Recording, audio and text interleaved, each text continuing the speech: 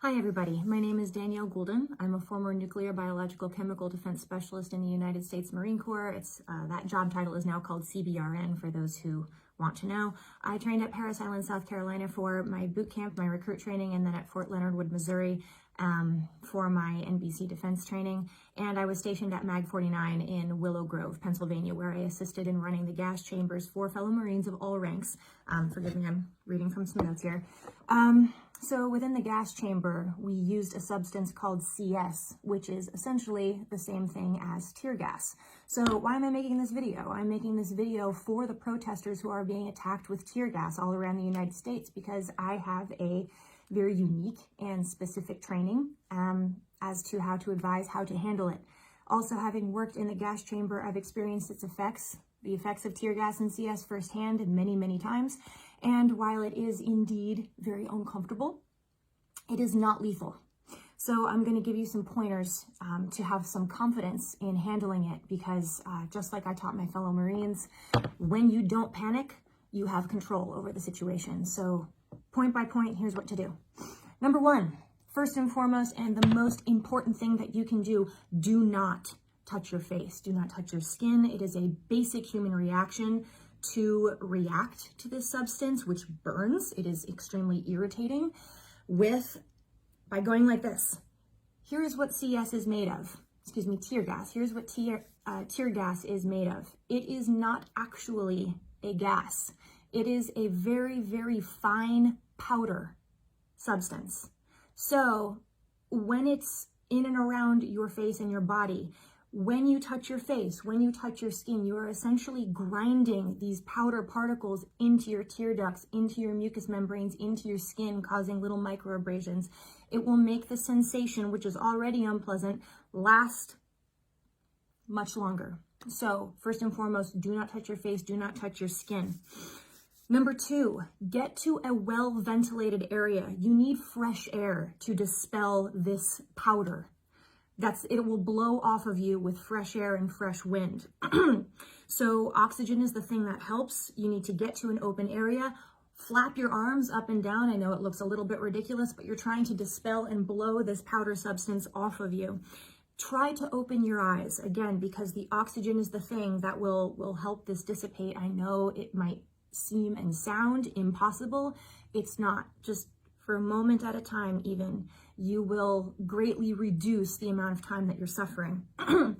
If you have the wherewithal, try to see which way the wind is blowing. If the wind is blowing this way, go the opposite direction. Because like I said, this is a powder substance. The wind will carry it. So if you can get yourself out of that wind vector pattern, you will get to a much safer area and be able to dispel the effects much faster. Number three, simply allow the effects to happen. Here's what tear gas does. It is an irritant. It attacks your mucous membranes. It's essentially made of several other substances, but one of the major components is capsaicin. Capsaicin is the enzyme that is found in hot food. So it will get into your eyes, it will get into your lungs, it will get into your nose, your mouth, you will cough, your nose will run like you have never experienced before, your eyes will tear. Simply let it happen. Your body is flushing it out on its own. My suggestion is to bend over at the waist, just let it run. Again, I know it sounds gross. It's the only way. Avoid touching your face, avoid wiping your nose. Just let the effects happen. It will not last forever, I promise. And it will start to go away sooner than you think. Number four, this is something to be aware of. This will stay on your clothes and in your hair, specifically your hairline. It is activated by water. So if you start to sweat, you will feel it again.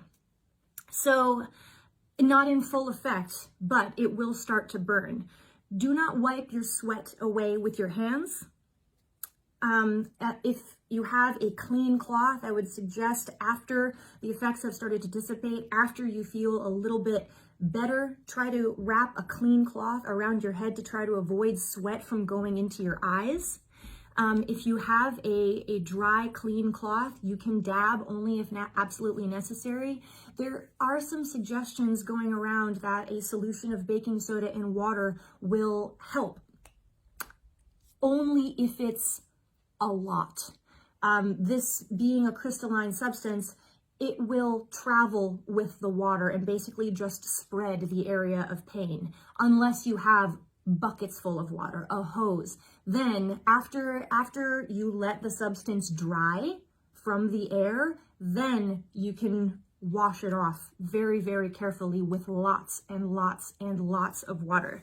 Be careful when you're showering. This is going to be on the outside of your clothes. It's going to stick to your clothes. So if you go into the bathroom and try to take your shirt off and you brush your face, again, you're getting that stuff all over your face. It's going to happen all over again. Try to keep your collar away from your face when you're pulling your shirt up over your head. Keep in mind, again, it's going to be in your hair. It's going to be in your hairline. When you get your hair, your head wet, it will run down, and I hate to say this, but those with male body parts, you will experience the worst pain of your life if that contaminated water reaches your private parts. So my best suggestion is to bend over at the waist again, rinse your head completely off, rinse your eyebrows, of course, wash your hands completely and thoroughly to make sure that it's not on your hands. Let the water run off of your head in a forward direction before you let water run from the top of your body to the bottom of your body. That also, I hope, goes without saying, but people forget this. When you go to the bathroom, keep in mind, it's in your fingernails, it's on your hands. You must wash and scrub your hands with more accuracy than ever before you use the bathroom, or again, you will experience extreme pain. Overall, do not panic.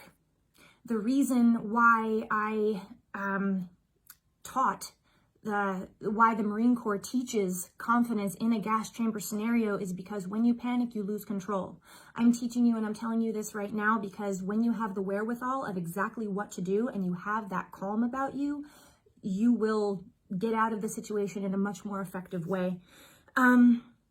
Do, however, get out of the way. If canisters are being fired at you, dodge them. I do not suggest picking them up and throwing them. You could cause very, very serious injury because most of these canisters are heat activated. You could get burned. You will get hurt if you try to pick them up and throw them. They could cause serious injury. Best advice, just get out of the way and get to a well-ventilated area.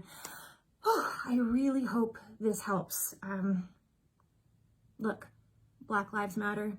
Justice for George Floyd. That's why I'm making this video, to help. I hope that it gives you some confidence. I hope that it teaches you better how to handle that situation and know that you don't have to be a victim. You can take care of yourself in this situation. God bless. Thank you.